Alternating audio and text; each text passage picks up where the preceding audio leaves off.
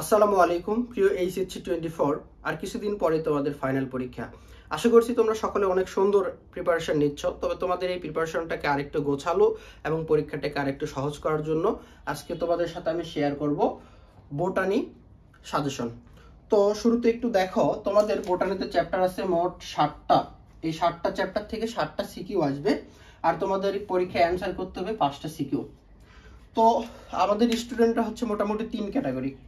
তোমরা অনেকে আছে অনেক সুন্দর প্রিপারেশন নিছো, একাডেমিক অনেক ভালো করছো, কারো কারো আছে আবার প্রিপারেশনটা একটু মাঝামাঝি, কারো কারো একটু খারাপ। তো আমার সাজেশনটা হবে সবার জন্য, বিশেষ করে যারা মোটামুটি প্রিপারেশন আছে তাদের জন্য। তো দেখো, আমাদের এই 60টা চ্যাপ্টার দুই ভাগে বিভক্ত। কিছু কিছু চ্যাপ্টার আছে যেগুলো হচ্ছে অনেক ইজি, আর কিছু কিছু চ্যাপ্টার আছে তুলনামূলকভাবে একটু হচ্ছে হার্ড। তো আমরা প্রিপারেশন নিতে গেলে আমাদের মোট কথা হচ্ছে 5টা সিকিউ লিখে আসতে হবে এবং 5টা সিকিউ যেন আমরা কমন পাইতে পারি। এবং জীববিজ্ঞানে আমরা সহজে এখন কি চাই যে আমরা সবাই ফিজিক্সে ম্যাথে টাইম বেশি দিচ্ছি, তো অল্প সময়ের মধ্যে যদি জীববিজ্ঞান ভালো করতে পারি তাহলে খারাপ কিসে। তো এই জন্য আমি তোমাদেরকে সাজেস্ট করব, এই যে 4টা যে ইজি চ্যাপ্টার আছে, 4টা ইজি চ্যাপ্টারের মধ্যে রয়েছে, তোমরা সহজেই জেনে থাকো অলরেডি, কোষ বিভাজন চ্যাপ্টার খুবই ইজি। এখান থেকে একটা কোশ্চেন আসবে, এটা থেকে অ্যান্সার করবা। তোমরা যে নগ্ন বীজি আবৃত বীজি আছে এখান থেকে অ্যান্সার করবা। টিস্যু তন্ত্র আছে এখান থেকে অ্যান্সার করবা। আর জীব প্রযুক্তি থেকে অ্যান্সার করবা। তাহলে এই 4টা চ্যাপ্টার থেকে তোমরা কমন পাবা হচ্ছে 4টা সিকিউ। আর তাহলে তোমার অ্যান্সার করতে হবে কয়টা? 5টা। তাহলে আর একটা থাকতেছে। তোমার হাতে এখন অপশন আছে, তোমার কাছে কঠিন অধ্যায় আছে হচ্ছে 3টা, কিন্তু তোমাকে প্রশ্নের অ্যান্সার করতে হবে আর কয়টা? একটা, কারণ অলরেডি তুমি সোজা চ্যাপ্টার থেকে 4টা করছো। তো এই 3টা চ্যাপ্টারের মধ্যে তুলনামূলকভাবে যেটি সোজা তুমি সেটি করবা। এক একজনের কাছে এক এক চ্যাপ্টার সোজা লাগতে পারে, তবে ম্যাক্সিমামের কাছে কঠিন লাগবে কোনটা?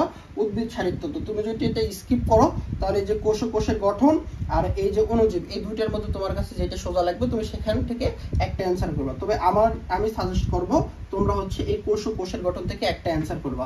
তাহলে এই সোজা 4টা আর এই কঠিন 3টা থেকে যে কোনো একটা তোমার পছন্দ মতো নিয়ে তাহলে 5টা সিকিউ তুমি অ্যান্সার করবা। তাহলে এই চ্যাপ্টারগুলো থেকে এখন কোন কোন টপিকসগুলো থেকে প্রশ্ন আসার হার বেশি এবং বিগত বছরের অভিজ্ঞতা থেকে কোন কোন জায়গা থেকে প্রশ্ন আসে এবং এসেছে, এগুলো আমি এখন আলোচনা করব। আচ্ছা দেখো, কোষ বিভাজন থেকে 4টা টপিকস দেখবা। মাইটোসিসের ধাপ সমূহগুলো দেখবা সুন্দর করে, খুব এটা ইম্পর্টেন্ট। এরপর দেখবা মিওসিসের যে প্রোফেজ 1 এর ধাপগুলো আছে, এটাও ইম্পর্টেন্ট। পাশাপাশি মাইটোসিস মিওসিসের গুরুত্ব দেখবা এবং ক্রসিং ওভারের গুরুত্ব দেখবা। শেষ, এই চ্যাপ্টারটা এর বাইরে থেকে কোনো কোশ্চেন আসবে না ইনশাআল্লাহ। এরপরে নগ্নবীজি ও আবৃতবীজি থেকে দেখবা 2টা টপিকসের কয়েকটা বিষয়। সেটা হচ্ছে যে মালভেসিয়ার পয়সি গোত্রের পুষ্প সংকেত এবং বৈশিষ্ট্যগুলো খুব সুন্দর করে দেখে রাখবা। এরপরে এদের গুরুত্ব দেখবা। তারপরে আলাদা করে দেখতে পারো, সেটা হচ্ছে সাইকাসের বৈশিষ্ট্য। এরপরে যেটা দেখবা যে নগ্নবীজি এবং আবৃতবীজি উদ্ভিদের মধ্যে পার্থক্য এবং এগুলোর বৈশিষ্ট্য। এই হলো এই 2টা চ্যাপ্টার। ওকে, এরপর দেখো টিস্যু থেকে যে তোমার 3টে টপিকস পড়া লাগবে, সেটা হচ্ছে যে ভাজক টিস্যুর প্রকারভেদ এবং বৈশিষ্ট্যগুলো দেখতে হবে। এরপর যে পরিবহন টিস্যু আছে অর্থাৎ জাইলেম ফ্লোয়েম আছে, এই জাইলেম ফ্লোয়েমের প্রকারভেদ এবং গুরুত্বটা সুন্দর করে দেখতে হবে। এবং একবীজপত্রী আর দ্বিবীজপত্রী যে উদ্ভিদের মূল ও কাণ্ডের পার্থক্যটা আছে এটা চিত্রসহ দেখতে হবে। এই 3টে টপিকসের বাইরে টিস্যু থেকে কোনো প্রশ্ন আসবে না ইনশাআল্লাহ। এরপরে কোষের গঠন থেকে যে 5টা টপিকস তুমি দেখবা, সেটা হচ্ছে যে খুবই সোজা, কঠিন না। ডিএনএ এবং আরএনএ এর গঠনটা সম্পর্কে দেখবা। এরপরে তুমি সেন্ট্রাল ডগমা অর্থাৎ রেপ্লিকেশন, ট্রান্সক্রিপশন, ট্রান্সলেশন সম্পর্কে দেখে রাখবা। বিশেষ করে এই রেপ্লিকেশন বা ট্রান্সক্রিপশনের এই ধাপগুলো বর্ণনা করতে বলে, যে 3টা বা 4টা ধাপ আছে, এগুলো সুন্দর করে একবার খাতায় লিখে রাখবা। টেস্ট পেপার সলভ করতে গিয়ে দেখবে এই প্রশ্নগুলো বারবার করে রিপিট হচ্ছে, একবার খাতায় লিখে রাখবা। তারপর টেস্ট পেপার সলভ করতে গিয়ে দেখবা যে তোমার ওই একটা অ্যান্সার দিয়ে বাকি সবগুলোর অ্যান্সার করতে পারতেছো আর কি। এরপর যেই প্রশ্নগুলো তোমরা দেখে থাকবে যে রাজশাহী বোর্ডে আসছিল বারবার, প্লাস্টিড, মাইটোকন্ড্রিয়া থেকে প্রশ্ন আসে। এবং সবশেষে যদি তোমার আরো প্রশ্ন টপিক দেখতে যায় তাহলে কোষ প্রাচীর এবং কোষঝিল্লির গঠন, এগুলি হচ্ছে তোমার কোষের গঠনের ইম্পর্টেন্ট টপিকস। এরপর চলে আসা হচ্ছে জীব প্রযুক্তি। জীব প্রযুক্তি হচ্ছে সবচাইতে, আমার মতে হচ্ছে সবচাইতে সোজা একটা চ্যাপ্টার। অনেকে এটাকে কেমন জানি একটা হেয় প্রতিপন্ন করে, তবে আবার মনে হয় যে এটা থেকে প্রশ্ন করতেই হবে, কারণ মাত্র 2টা টপিকস যদি তুমি পড়ে যাও তাহলে একটা সিকিউ তুমি মোটামুটি কমন পেয়ে যাবা। সেই 2টা টপিকই, একটা হচ্ছে রিকম্বিনেন্ট ডিএনএ গুলো আছে, এই রিকম্বিনেন্ট ডিএনএ এর ধাপ পড়বা এবং এটার গুরুত্ব পড়বা। আর তারপরে যেটা পড়বা হচ্ছে টিস্যু কালচারের ধাপ এবং গুরুত্ব। এই 2টা টপিকস পড়লে এই তুমি জীব প্রযুক্তি থেকে একটা প্রশ্ন কমন পাবে ইনশাআল্লাহ। এখন দেখো অণুজীব থেকে যেই জায়গাগুলো থেকে প্রশ্ন আসবে সেগুলো হচ্ছে যে ম্যালেরিয়া এবং ডেঙ্গু জ্বরের কারণ, লক্ষণ এবং প্রতিকার। এরপর যেটা লাগবে ম্যালেরিয়ার জীবনচক্র, অর্থাৎ হেপাটিক সাইজোগোনিয়া অনেক সময় পরীক্ষা আসে, এরিথ্রোসাইটিক সাইজোগোনিয়া অনেক সময় আসে। এরপর ভাইরাস থেকে যা পড়বা ভাইরাসের গঠন পড়বা, ভাইরাসের বংশবৃদ্ধি, বিশেষ করে লাইটিক চক্রটা সুন্দর করে পড়বা এবং ভাইরাসের উপকারিতা অপকারিতা দেখে নিবা। আর ব্যাকটেরিয়া থেকে যা পড়বা সেটা হচ্ছে যে ব্যাকটেরিয়ার গঠন পড়বা। That's enough. এরপর আমরা আমাদের লাস্ট চ্যাপ্টার, সেটা হচ্ছে উদ্ভিদ শারীরতত্ত্ব।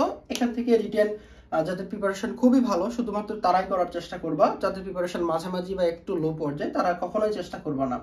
সেটা হচ্ছে ফার্স্ট অফ অল দেখবা গ্লাইকোলাইসিস। গ্লাইকোলাইসিস যদি আসে তাহলে তো খুবই ভালো। এরপর তোমার যেটা দেখা লাগবে সেটা হচ্ছে এটিপি তৈরির শক। আচ্ছা সরি, আবার একবার লিখে ফেলছি, এটিপি তৈরির শক।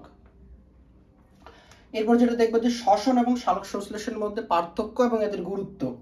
এরপর পত্ররন্ধ্র থেকে যেটা দেখবা যে পত্ররন্ধ্রের গুরুত্ব এবং গঠন চিত্রসহ অবভিয়াসলি, এবং পত্ররন্ধ্র খোলা আর বন্ধ হওয়ার কৌশল, বিশেষ করে যে আধুনিক মতবাদটা অর্থাৎ পিএস মতবাদ, এগুলো দেখবা। এরপরে যে সবাত শ্বসন আছে এবং অবাত শ্বসন আছে, এদের পার্থক্য দেখার চেষ্টা করবা। এই হলো তোমাদের রিটেনের জন্য সাজেশন। আর এমসিকিউর জন্য শর্টলি অ্যাকচুয়ালি কোনো সাজেশন হয় না, তাও আমি আমার যারা অফলাইন স্টুডেন্ট আছে তাদের শর্টলি একটা সাজেশন দেওয়ার চেষ্টা করব। এবং পাশাপাশি দাগানো বই তুমি একটা ধরে দাগানো বইয়ের শেষ থেকে শুরু পর্যন্ত যদি শেষ করতে পারো, তাহলে অবশ্যই তুমি ফার বেটার প্রিপারেশন নিবা এমসিকিউর জন্য। যাদের দাগানো বইয়ের পিডিএফ লাগবে তারা অবশ্যই আমাকে নক করবা, অথবা আমাদের স্ক্রিনে একটা নাম্বার দেওয়া থাকবে, সেখানে ফোন করবা, অথবা আমাদের মেসেঞ্জার বা হোয়াটসঅ্যাপে নক করলে হবে। তোমাদেরকে দাগানো বইয়ের পিডিএফ দিয়ে তোমাদের পরীক্ষা যাতে ভালো হয় সেটার জন্য সাহায্য করবে ইনশাল্লাহ। তোমাদের সাথে দেখা হবে বিজয়ের বেশি ইনশাল্লাহ। সেই পর্যন্ত সবাই সুস্থ থাকো, ভালো থাকো। সালামু আলাইকুম।